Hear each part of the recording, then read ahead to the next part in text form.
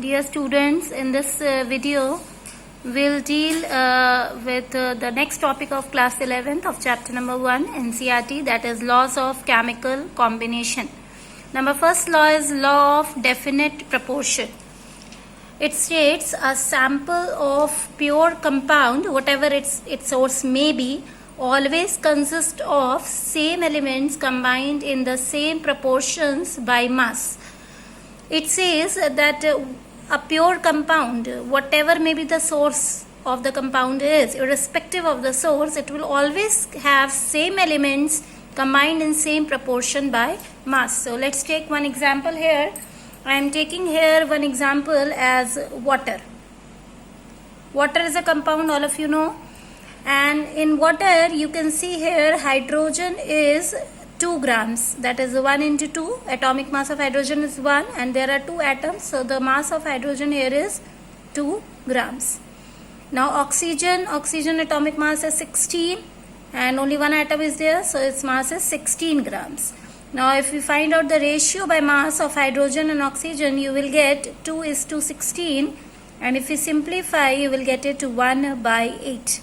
Now whatever may be the source of water, it may be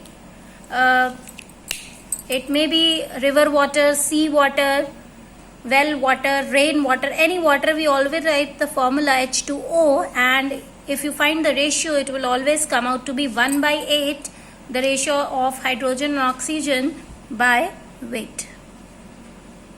But by volume, the ratio of atoms is 2 is to 1. This is by volume. Suppose in any chemical equation we write here 2H2O. Then again if you find the weight, it will become 2 times of both the atoms. It will here become 4 and here it will become 32. And if you again simplify, you will get 1 is to 8. That is the ratio of the elements by weight will always remain same. So that is said by this law of definite proportion. Any compound you take and you will take out the ratio irrespective of the source, it will have same ratio of the elements by weight in that compound. Next law is law of multiple proportion. It says for a given mass of an element, the masses of the other element in 2 or more compounds are in the ratio of small integers. It means that if a single element form more than 2 compounds with the other element, then the ratio of the other element will be in simple whole number.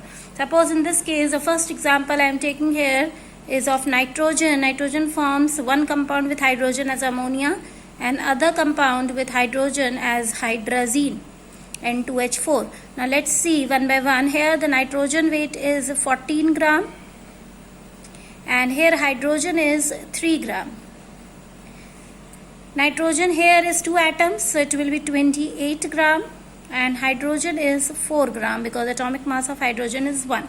Now we have to keep one of the quantities as constant. Nitrogen we are talking. So nitrogen I have to make constant. So if I have to make this also 28, I will multiply it by 2 on both the sides. Now you see 28 gram, hydrogen is 6 gram for ammonia, and for hydrazine N2H4, if nitrogen is 28 gram, the hydrogen weight is 4 gram.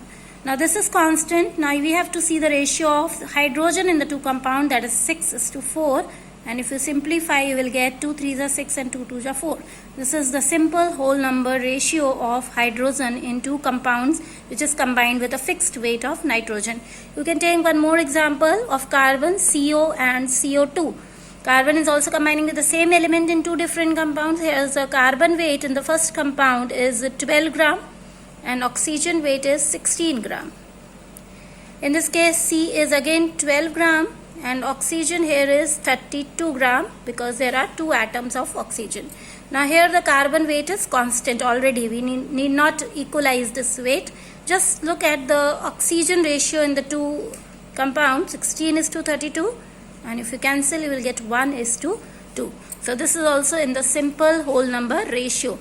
So the ratio of the other element with which the one element whose weight has been taken constant combines are always in simple whole number ratio. This is the law of multiple proportion. Next we come to the number 3rd, that is Gay-Lussac's law. Now what does Gay-Lussac tell? Gay-Lussac tells that if in a chemical reaction, suppose I have taken here one example of chemical equation 2H2 plus O2, 2H2O. Hydrogen is also a gas, oxygen is also a gas, and water is also a gas here. It says that if in a chemical reaction, reactants and products all are gases measured at same temperature and pressure, then the ratio between their volumes will be in simple whole numbers, provided they are measured under same conditions. So here the volume in this case is 2 volume, 1 volume and 2 volume. So if temperature and pressure is constant, then the ratio between the reactants and products is in again simple whole number, that is 2:1:2. But this applies only to the gaseous components in a chemical reaction, that is reactant and products should all be gases and they should be measured under same temperature and same temperature. Same temperature and same pressure. Then only this law will be applicable. Next is Avogadro's law. Avogadro constant we have learnt in the previous video. Now Avogadro's law says that whatever may be the gas, or you can say equal volumes of all gases contain equal number of molecules, that is equal number of particles. So irrespective of the gas, we just have to look the volume, then we can calculate the molecules. Here I have taken example of 4 gases, chlorine, nitrogen, oxygen, hydrogen, whose volumes have been given to us, and for one chlorine gas I have been given the molecules. X molecules are contained in 20 liters of chlorine. Now with this information I can calculate the molecules of all the other gases based on Avogadro's law. Now here we are not concerned with the gases, we are just concerned with the volume. If 20 liters of chlorine contain X molecules, then 20 liters of nitrogen will also contain X molecules. But here the volume is being doubled.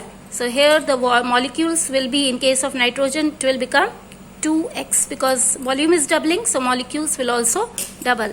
So it will contain 2x molecules. Next is oxygen. Oxygen, in this case the volume has becoming half of the chlorine. So here the molecules will also become half and it will become x/2 molecules. Next is hydrogen. In hydrogen the volume becomes 1/4. So molecules will also become 1/4, that is x/4 molecules. You can also solve by unitary method. You can write like this for nitrogen. Suppose I have to calculate, I will write 20 liters of nitrogen will contain X molecules.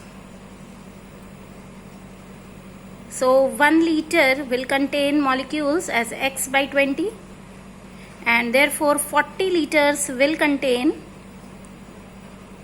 X/20 into 40. And you will cancel it and you will get X/2 molecules, and that I have written here. Oh sorry, it is 2 here, so it will become 2x, not x/2. It will become 2x, so the molecules will come out to be 2x molecules that I have written here. So you can calculate also all the molecules of the other gases by unitary method or applying the Avogadro's law. So these are the 4 laws of the chemical combinations. In the next video we will deal with how to calculate the empirical formula and molecular formula of a compound from the provided information.